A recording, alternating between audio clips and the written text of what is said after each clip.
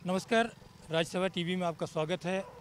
हम यहाँ हैं वडोदरा में एमएस विश्वविद्यालय के परिसर में और पश्चिम भारत के इस सबसे महत्वपूर्ण विश्वविद्यालय के छात्रों से हम जानेंगे कि वो चुनाव के मुद्दों पर क्या बोलते हैं, क्या समझते हैं और क्या क्या मुद्दे हैं जो युवा वर्ग के वो चुनाव में वो शामिल हो पाए हैं या नहीं। नालंदा, क्या ये जो युवाओं को जो रिझाने की कोशिश हो रही है कि वो पोलिंग बूथ तक जाएँ, क्या कुछ इसका असर दिख रहा है आपको?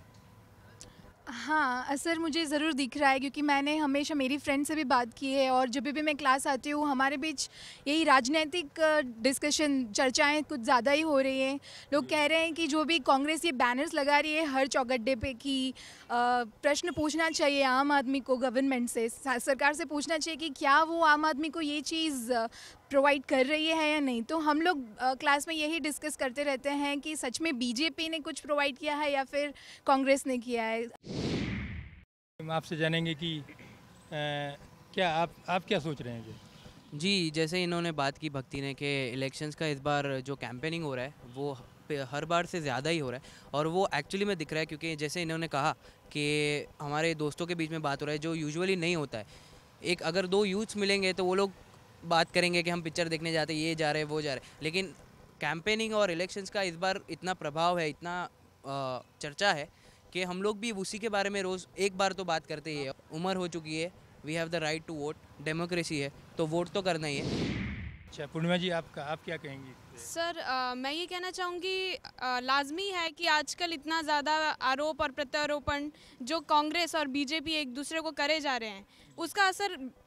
विभिन्न कारणों से हमारे कॉलेज, न सिर्फ हमारे कॉलेज, हमारे राज्य सब पर दिख रहा है। बट ये चीज़ ज़्यादा दिख रही है कि एक दूसरे को द्वेष है, एक दूसरे को आरोपों से घेरा जा रहा है और एक हेल्दी पॉलिटिक्स कंपेन नहीं हो रहा है, एक हेल्दी लेवल पे कंपटीशन नहीं चल रहा है।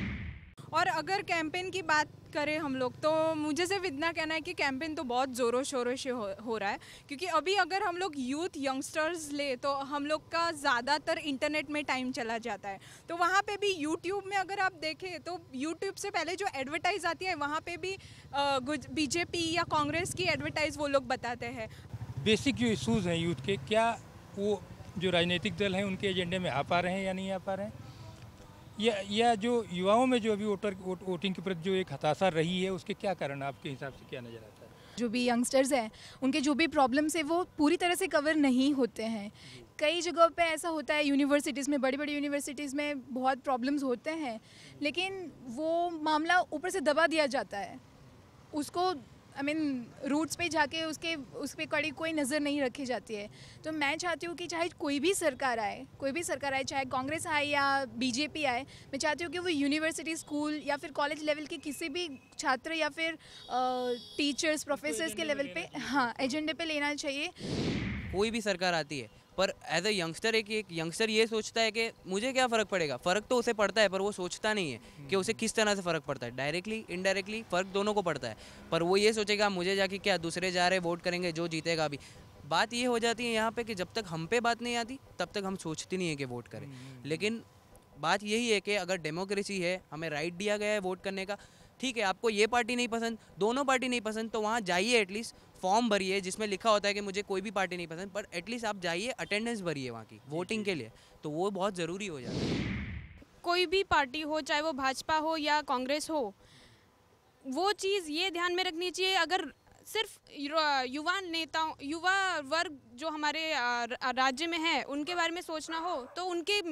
मौखिक मुद्दे क्या हैं, रोज़गार हैं, और जो विकास होता है वो सिर्फ मौखिक रूप पे नहीं होना चाहिए। जो अगर वो बोलते हैं, जैसे घर स्कीम का जो बात हुई है, तो वो एक प्रैक्टिकल लेवल पे भी उसे इम्प्लाई करना चाहिए।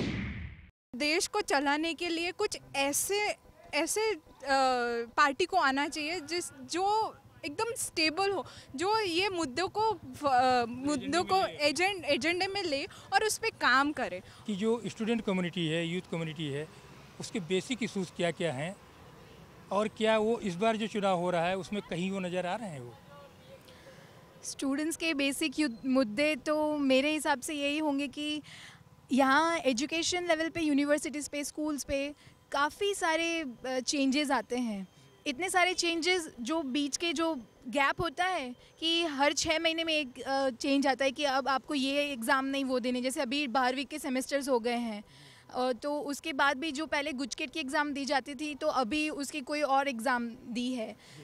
कर दी है। तो मेरे कहने का मतलब ये है कि स्टूडेंट्स को इतना सारा ऊपर से लोड और प्रेशर कर दिया जाता है कि एक स्टूडेंट जो 12वीं कक्षा में पढ़ता है वो कंफ्यूज हो जाता है। मेरा ये मानना है कि जो राइट टू इन्फॉर्मेशन एक्ट है वो हमारे यूनिवर्सिटी में भी लागू होना चाहिए, इन द सेंस कि जो यूजीसी जो पैसा देती है हमारे फैकल्टी को आगे और प्रमोट करने के लिए, उसकी फैसिलिटीज़ को बढ़ाने के लिए, वो बच्चों को भी मतलब स्टूडेंट्स, हाँ जी, कि किस तरीके से कहाँ पर कितना पैसा जा रहा है, तो ये चीज़ एक बुनियादी लेवल पे एक ट्रांसपेरेंसी शुड बी देयर। तो वो हमें एक एश्योरेंस मिलना चाहिए, जो कि पार्टीज